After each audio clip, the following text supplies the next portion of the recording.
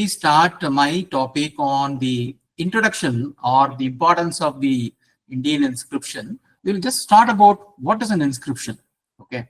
And then we will get into the details of it. So basically, inscription is what we have written as a document right from the beginning of the history period, which talks about the important events, beliefs, and whatever transactions happen throughout history. See, earlier, I think before the prehistoric time, human beings used to communicate verbally. After that, the language developed. They started writing things in palm leaf and other destructible documents. But they found that will get destroyed over a period of time, and there is no posterity to look at these documents to check if what is written. So because of that, they have started writing in things or in media which will last long. So which is why these stone inscriptions or inscriptions written in copper plates and other things come into picture, where they have started documenting things, and which is what we call as inscription. Now, what is written in these inscriptions? They can be religious, they can actually be commemorative to have a particular occasion which is documented.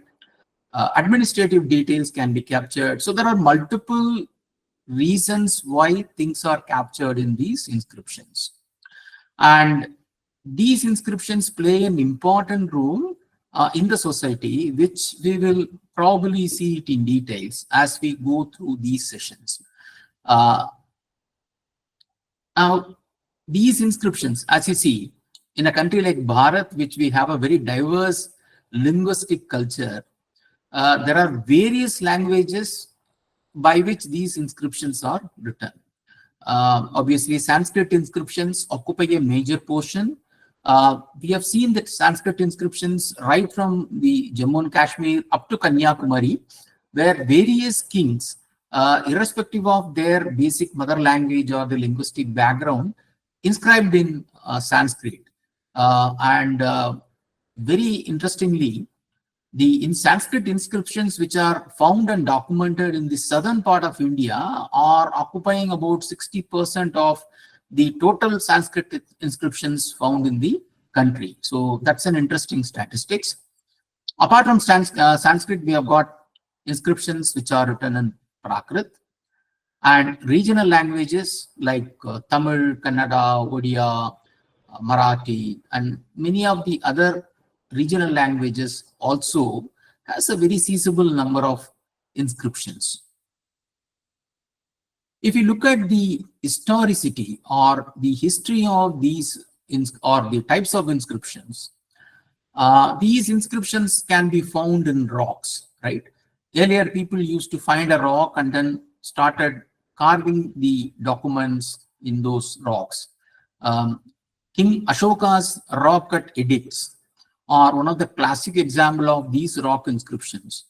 And the challenge with these rock inscriptions is if they are in the open place over a period of time, they get wear and tear and most of the letters become illegible. So recently, our Archaeological Survey of India have put a lot of protection over these rocks and then make them available even for students who can go and then read and then find information from there. Then there are inscriptions which are in cave. Earlier, there were the temples or basically carved out of various rocks which are called as caves. So these caves also documented these inscriptions basically on the walls of the caves, etc. And given that they are temple inscriptions, they basically have religious or historical information. Then on pillars, right? Maybe it can be temple pillars or it can be a isolated long pillar in which these inscriptions are written. Again, examples for this, there is an inscription in Prayagraj itself by the great King Samudragupta, and there is an iron pillar inscription in Delhi. So these are all types which are basically written on pillars. Apart from that, we have got inscriptions on copper plates. Basically, the copper plates are documentation which are given to individuals or a group of individuals for them to keep it as a document. Nowadays, we have these documents written in stamp paper and then signed, and then the individuals are keeping. So similarly, in the earlier days, the copper plates served as a strong documentation evidence, for example, for land ownership, any legal transactions. Like as I quoted earlier, we have stamp paper now. Earlier, it used to be in the copper plates. So basically, these copper plate inscriptions serve as one of the important source of history for us. And that is one other type of inscription which we are seeing. And then there are inscriptions which are in the temples, temple walls, which talks about what is being donated to the temple, the rituals of the temple, how it was constructed. So those kind of information are inscribed in the temple. Apart from that, we have got inscriptions on coins. When kings minted coins, so they used to write their names in the coins, or their special names, right? So to tell everyone that this is the king who has actually minted this coins. So this is another type of inscription which we are commonly seeing in many places. So these are all basically some of the types of inscriptions, but we will concentrate mostly on the upper part of it, basically on the stone and copper plate inscription in this section. The history of inscription goes back before Common Era, BCE, what we call is. Earlier, in caves and in isolated places, there are 2 or 3 lines of inscription which used to be written. During the reign of King Ashoka, the Mauryan king, he has actually started documenting things in Prakrit Brahmi, which tells about what sort of rule and then what sort of a dharmic king he was, and what was his practice or the philosophy or the outlook about the life, etc. So all these things were documented in the edicts, which we call it, which this is found throughout the country. In the western side, like Junagadh, or in the eastern side in Odia. So there are many places where these Ashokan edicts are there, which gave a lot of information about the Maurya period. Then there is another Maurya period inscription which is coming from Sogora. This is a copper plate inscription, and that also provides a lot of historical information about that period. As you see, the earlier inscriptions are basically in Prakrit, written using Brahmi. There are Sanskrit inscriptions which are also written in Brahmi during the earlier days. This is before Common Era. But after Common Era, means before Common Era, there are another important inscription which I just want to mention, which is the Hathigumba inscription of Karavela. Karavela ruled Kalinga, which is basically today's Odia. And there he has provided about the deeds, where all he went as a Digvijaya, and then what countries he has won.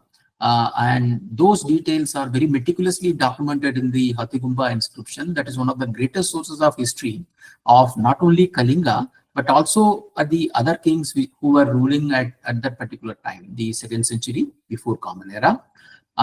Then the Delhi Iron Pillar inscription of Chandragupta, which talks about what the king achieved, where are all he went as part of his Digvijaya. He talks about going to the northwest and then many countries over there. So that is another example as we go through the history of inscriptions. And then there are multiple Tamil copper plate inscriptions which talks about the kings who ruled this particular region, the Cheras, Cholas, Pandyas, and their genealogy and what are their exploits. So all those things are covered. There are about 90 to 100 copper plate inscriptions which are found from the medieval area, which will be about 7th to 10th century Common Era. So this is how these inscriptions progressed over a period of time, right from rock to temples to copper plates, and they provide a lot of rich information about various things from a historical perspective. Now, talking about the historical significance, why these inscriptions are important. you may ask that these are all documentations which our kings have done in the past. They have written their dates. Why is that important? Is it only for historians who need to study history, or is it for others also to get some valuable information? So first and foremost, the historical significance of these inscriptions is that they provide the genealogy of various dynasties, be it Gupta dynasty or Maurya dynasty or Palas who were ruling, Chalukyas, the Kalinga kings. So whoever are the inscriber of these various inscriptions, first they will start, typically they will start with what is known as a prasasti, which talks about who were their forefathers and then from whom they have descended.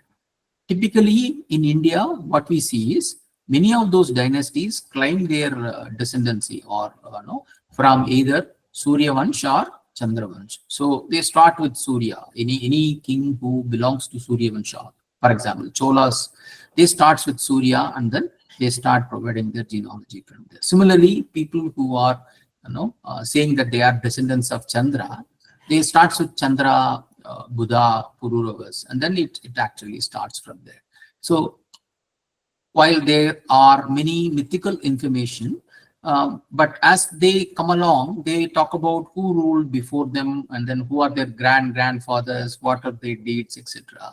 So that gives us an idea about who were the kings who are ruling in a particular dynasty. For example, many of the Gupta inscriptions, they say that it is actually the dynasty was started by Shrigupta, and then there was Ghatotkacha. So like that, we can say who was the founder of a particular dynasty and from whom these kingdoms have come in place. So that's one of the important information from a historical perspective. Here I talked about the genealogy of dynasties which can be understood by inscriptions, and then the historical events or the deeds which are no evidence from the inscription. It also helps in understanding the governance part. I will actually get into the examples of each of this in the following slide. Here I have talked about the genealogy of various dynasties which can be found from the inscription. See, if you look at the Prayagraj inscription of Samudragupta, here he documented the fact that who are his father, who is his grandfather, etc., and then from which king the Gupta dynasty started. It says that from Shrigupta, and then Ghatotkacha Gupta, then the Chandragupta I, he was actually the son of Chandragupta I. So it gives a clear idea about which king followed which king. And that sorts of helps historians to construct the genealogy. A similar example is the Kanyakumari inscription of Veerarajendra Chola, which actually is there in the picture. It is a pillar inscription which is there in the Kanyakumari Bhagavati temple. And this particular inscription traces the lineage of Cholas from Surya. So you see a sloka here, starts with Tasya Ishwagu Abhut Yasovi Amalayat Ishwadadai Sobitaka Sunu Sunusha Bukrudam Suraganai Yat Kirtitri Kiyate. So here he talks about Ikshwaku as a king who is very famous, who doesn't have any enemies at all, and he was one of the forefathers of Cholas, is what he says. There are about 30 slokas in the inscription itself. Right from Surya, he comes back to his father, which is Rajendra Chola, and then he traces the lineage. So this is one of the classic example of how the lineage or the forefathers of various dynasties are traced using the inscription. Apart from that, I also talked about the deeds of various kings, what they have actually done. That is another classic example of the information which can be given by the inscription. Again, I have to go back to this Prayagraj pillar of Samudragupta, where he mentioned various kings like Mahendra, Vyakrabhaga, Kauralaka. Then in the south, he talks about Pallava king Vishnugopa. There are many Hastivarma. So these are all the kings who actually he goes, fought, and then he won them, right? So it actually goes back. I only put a portion of this inscription. You can see the picture of that in the left hand side. So it talks about the various kings which was sort of won by Samudragupta, and also tells about the extent of his kingdom based on this particular information. So that is another example of what the kings have done. Again, I have to go back to Rajendra Chola's Thiruvalangadu copper plates, which tells that the Chola king came all the way to the Ganges, won the kings, the Pala Mahipala, who was ruling at that time in that area, and then he took the Ganges water, which is actually given in the sloka, where the Dandanayaka of the Chola king took the Ganges water, and then he took it all the way to south for consecrating a temple of Rajendra Chola. So that is another event, which is a significant event in the history of Bharat, which is given in the inscription. So there are so many such events or deeds which are documented, which helps historians to understand what has happened during a particular king's reign. Right. Now, the other important thing, apart from a king ruling, pinning many places and ruling, we also need to understand how they govern the places where they have ruled. Uttarameru in Tamil Nadu is another great example of governance, which basically tells us democracy was thriving even in those days of absolute monarchy of various kings. Here, this belonged to the reign of Parandaga Chola, where there was a village council functioning at a place called as Uttarameru. Now, this village council has about 30 or 40 members, typically like a Gram Panchayat of what we see today. And all those members of the Panchayat, we call them as ward members today. So all those members of the Panchayat or the village council are elected democratically by the people of that village itself. So they all come, convey at a place on a particular day the names of the contestant, the candidates, the people who wanted to be part of the council. They are all written in a palm leaf, and based on that particular names, they one or two, the entire population of the village elects who can be representing them in the village council. It is all done by ward. Each ward, today we called as ward, and that particular time it was called as Kutumbi. So each of those Kutumbi will elect one representative for the village council. And the inscription here very clearly documented the election process. Who need to write the palm leaf? Who can contest the election? The qualification of the candidates who can be contesting in these elections. They shouldn't have any debts. They should own a particular piece of land. There shouldn't be any crime committed by the individuals. Like that, it actually documents about 12 to 13 criteria of candidates who need to be part of the village council, and how they govern the council is another thing which is documented. Like, for example, who need to take care of the irrigational aspects of the village? Who need to look after the overall governance of the village? So the Rudravarman's inscription of Junagadh is telling about there was a lake called the Sudarshanam in that area, and that lake was breached, and it created a lot of havoc by a lot of floods in the area, due to which the citizens suffered. So what the king has done is repaired that lake, and then increase the banks of the lake so that it doesn't again go and then spoil the residents. So he has documented the entire thing here.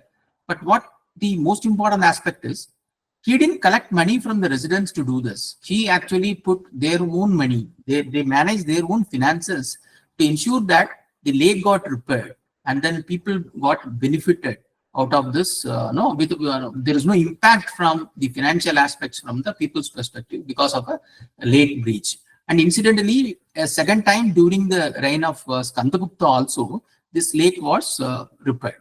So continuously, we are seeing such noble deeds by our kings without putting a lot of financial burden on the residents by managing their finances very well, which is another clear way of their fantastic governance which happened during that time. Let me move on.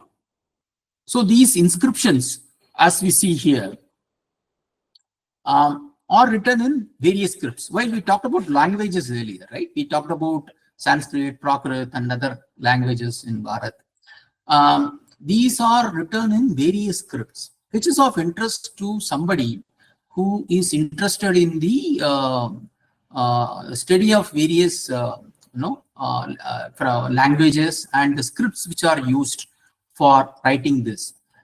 Oldest script which is used in the inscriptions are Brahmi. We have seen many of the cave inscription or rock cut inscriptions are written in Brahmi script. Basically, the language can be Sanskrit or Prakrit. Then during the beginning of the millennium, we are seeing Kharosthi script used in the northwestern area of India predominantly, and there are many inscriptions which are based on this.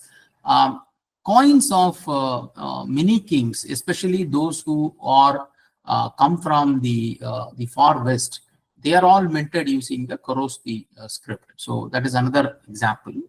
Then during the reign of Guptas, we are seeing Gupta scripts was predominantly used in their inscriptions. Most of the Gupta inscriptions, you see that they all use a script known as a Gupta script. So this is another area of linguistic study which can be helpful to those who are studying languages of Bharat. Continuing in the inscriptions, obviously we know the Nagari script which came later, and then most of the inscriptions used Nagari. Again, this is across Bharat. It's not restricted to any specific area.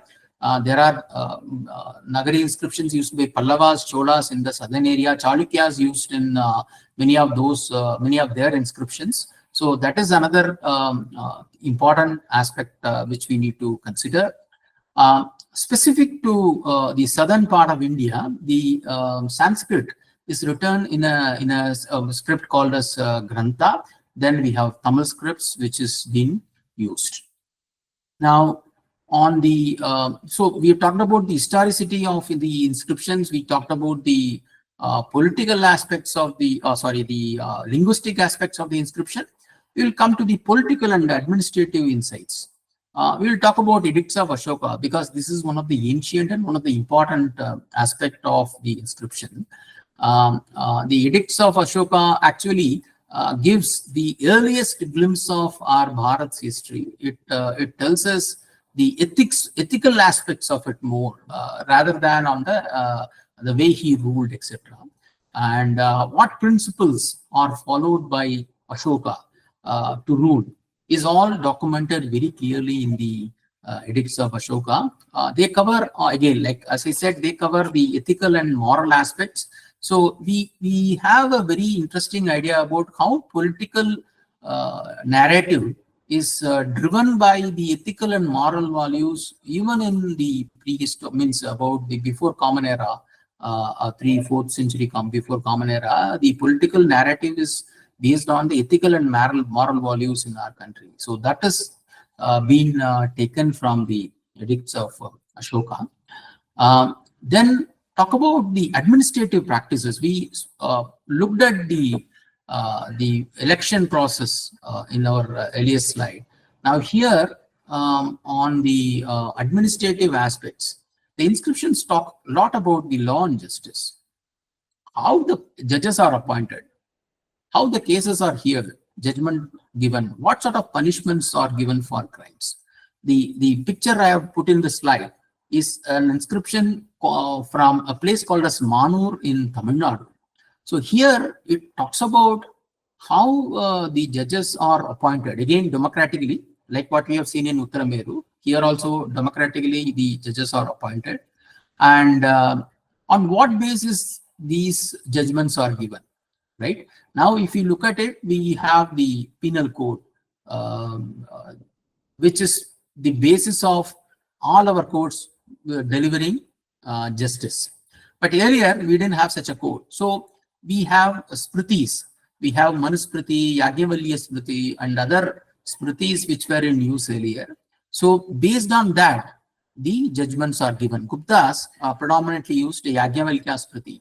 as we are seeing from their inscription. Even in Manur, they said that a person who need to be appointed need to be a scholar in any of one of those smritis.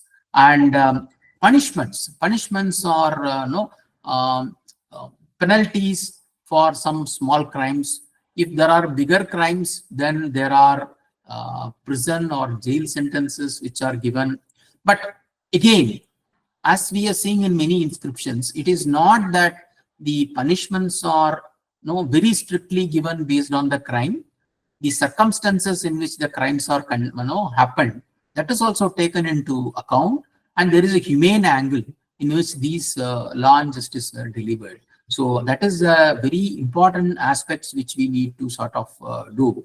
One classic example I quote in one of the inscriptions in Tamil Nadu is that there was a fight between two brothers, and the elder brother was murdered by the younger brother in a bout of anger, and the case went to the village council. And obviously, because it's a murder, capital punishment should be given to the younger brother. But they looked at their parents and then said that, do you have any other son or any other offspring apart from this person? And then they said no. So considering the fact that there is the entire family will get wiped out if a capital punishment is given to the son, the judges were given a lenient sentence by put some penalty, etc. Then warn that guy and then send him back. So such instances are documented in these inscriptions, which will sort of give us an idea about how these law and justice were delivered. Inscriptions also talk about taxation practices. What sort of taxes which were prevalent during that time? Famous copper plate of Cholas, Esalam copper plates, and inscriptions of Samudragupta. They all talk about what sort of taxes were levied on the citizens, and very interesting taxes like taxes for marriage were all levied during that time. And predominantly the tax revenue is from the land taxes. But apart from that, even for selling, trading, the taxes, there were toll taxes for carrying goods from one place to other place. Even that is also prevalent during that area. And the inscriptions document all such taxes, along with what percentage they need to pay of whatever goods transported or whatever revenue they got from the land, etc. So those are all clearly documented. So for a finance professional, it will be an interesting study to look at how the economics were happening during that time. Then land grants, predominantly most of the inscriptions talk about land grants where the land is donated to various individuals and various temples. So the land grants were very exhaustive. It very meticulously calculate the total area of the land to an inch, and then says that this particular land is donated. It also documents various exemptions, right? When we talk about a particular village is getting donated for a temple or to an individual, or a Brahmadeya given to a group of Brahmins. So they say that this is the land which is given to you, but these are all exempt from the donation. For these are all common lands which need to be used for the entire village. So that is how the land documents are documented, and then put it in copper plates or in temples, etc., and then given. So it gives a clarity about the legal ownership. Many of the land grant inscriptions also tell about guardians. If a particular individual is a minor, or if there is a girl who's not married, etc. So they will say that for this particular individual, so-and-so is a guardian who need to sign these land grant, land selling or land buying, and not that particular individual.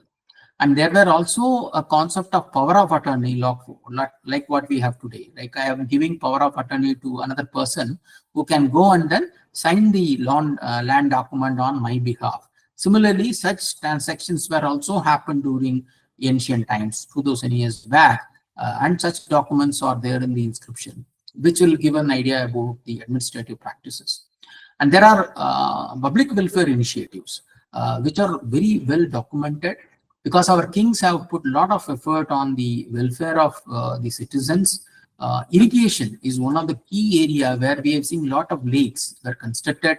The river banks were sort of risen, and all these things were documented in these inscription on if there are new canals constructed by kings. This is how the king has constructed, what is the cost, etc. were documented. We have seen the Lake Sudarshan Lake inscription earlier. Same thing. Similarly, there are many such lakes which are constructed by the kings. All are documented. And then what other welfare activities the king has undertaken. For example, if there is a huge festival, the donations which have happened from various kings, they were also very clearly documented. And when there are drought, when there are natural calamities, then the taxes which need to be paid by individuals were all waived off.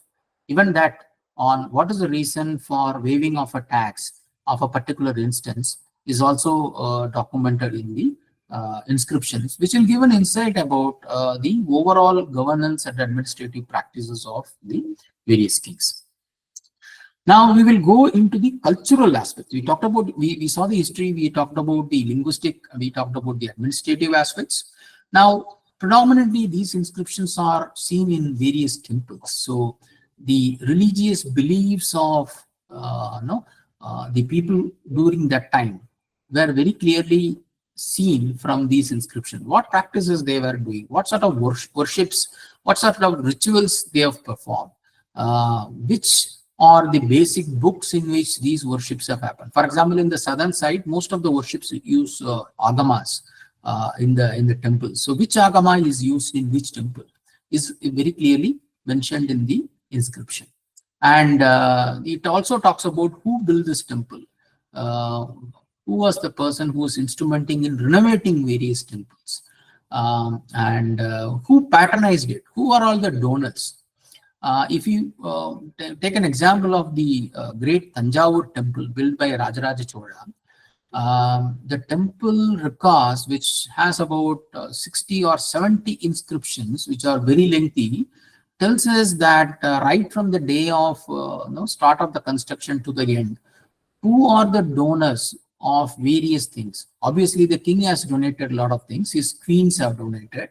Then his ministers, his officials, and then even the person who's actually working on something, he would have donated to the temple.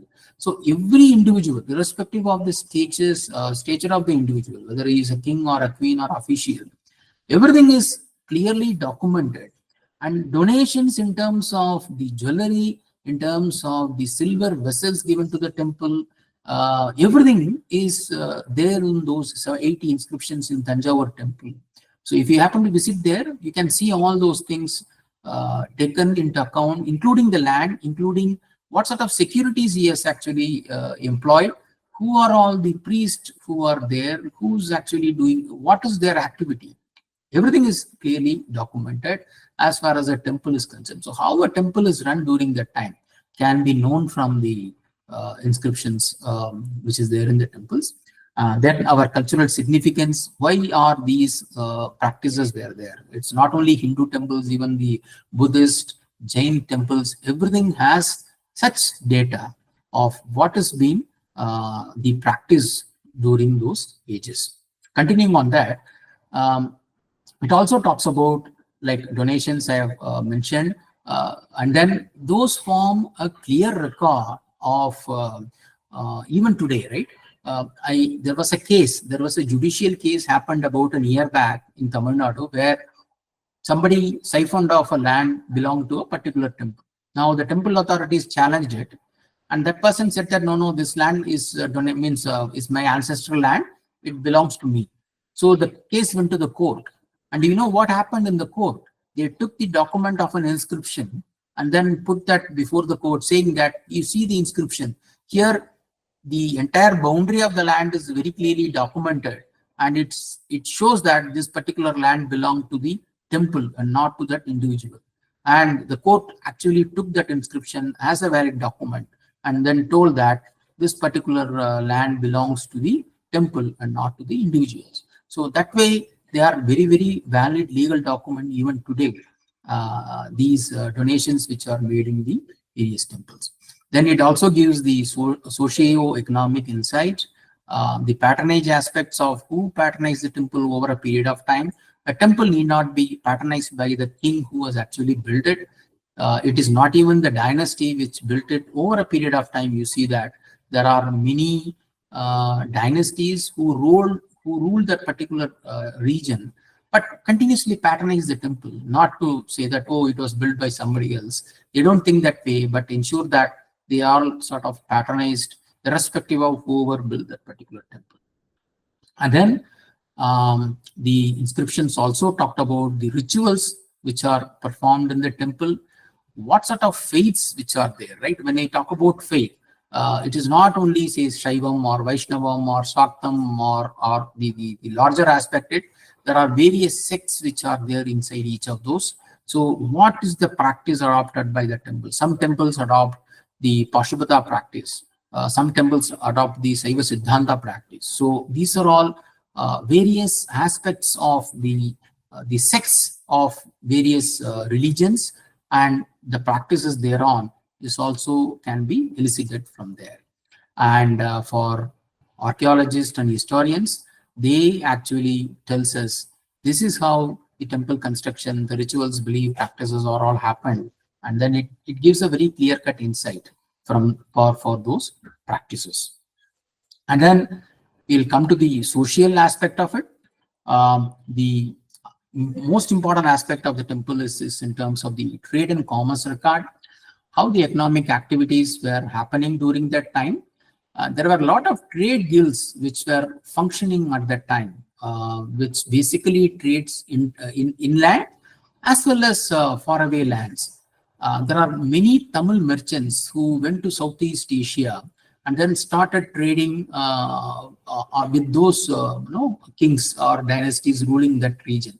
So they have inscribed their deeds over there. Like, who are all those trade guilds? There are trade guilds like Anjuvarnam, there are trade guilds like Ainutruvar. So those guilds have put their inscriptions, and then tells us what is the route they have followed from India, which routes they have taken to trade their goods, what goods they traded with countries in West Asia as well as Southeast Asia and China, which goods were in demand and how did they trade, and then what did they brought from there, because mostly they are all exchange of goods. So what goods they have taken it back to Bharat from that particular place.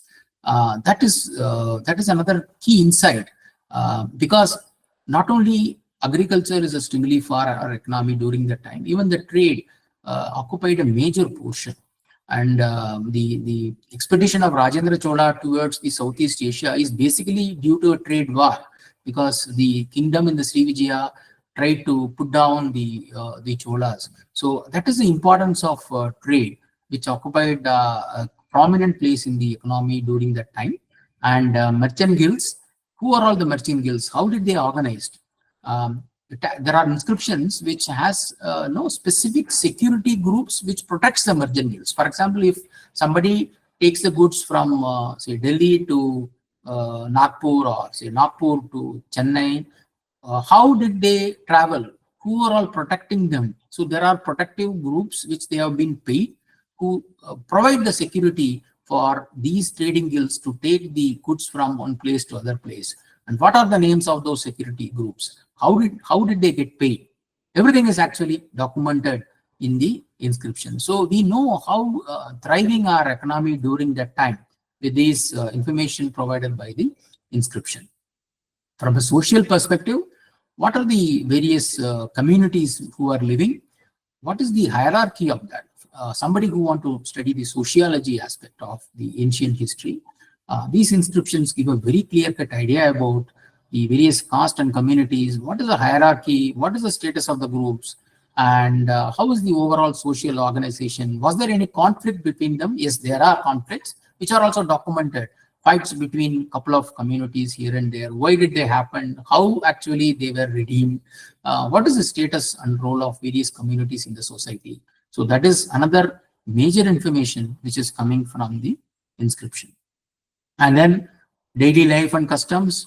It talks about what festivals were celebrated, Vijayanagara inscriptions talk about Dasara being a major festival. There are inscriptions which talks about Deepavali as a major festival. Then there are other festivals which we celebrate even today. They were all documented in the inscription. So we know that antiquity of such practices. It's not that these festivals came in now.